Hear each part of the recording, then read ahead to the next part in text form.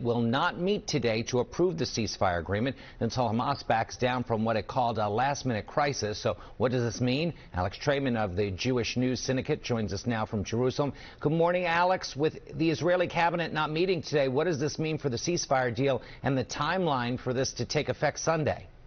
Yeah, good morning, Jim. Good morning, Janelle. The cabinet may meet later today. They were scheduled to meet at 11 a.m., which was about an hour ago here. They may meet later in the day if they get answers regarding the accusations that they're making. We do not have details yet reported of what potential claims Hamas may have backed down from in terms of the agreement. And also Netanyahu has a potential government crisis, one of the parties of his coalition threatening to resign over a deal that they think gives too much to Hamas, not enough to the state of Israel. So a number of potential crises, but perhaps they'll be resolved even before the end of the day. Talk to us about the reaction there on the ground. In Gaza in particular, what does this agreement mean in terms of getting aid into Gaza that's still needed?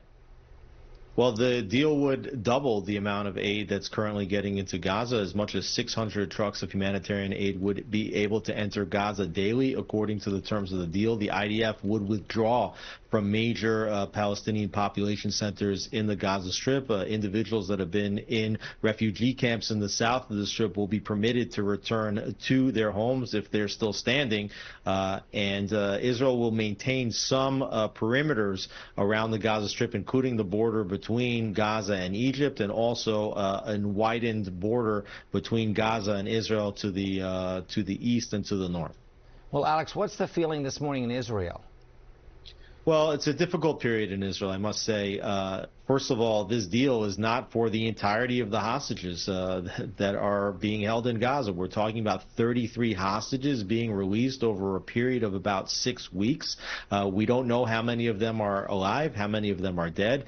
Second and third phases of the deal will need to be negotiated during this phase one. And so even if we get the 33 that are being promised in this phase, it could still well be that there are other hostages remaining, that this doesn't actually end the hostage crisis. And then there's others that think that this is a deal that could have been done a lot sooner. So you see that the Palestinians are celebrating this deal. Israelis have a lot of questions, and Netanyahu may even lose his government over what many perceive to be more of a victory for Hamas than a victory for Israel.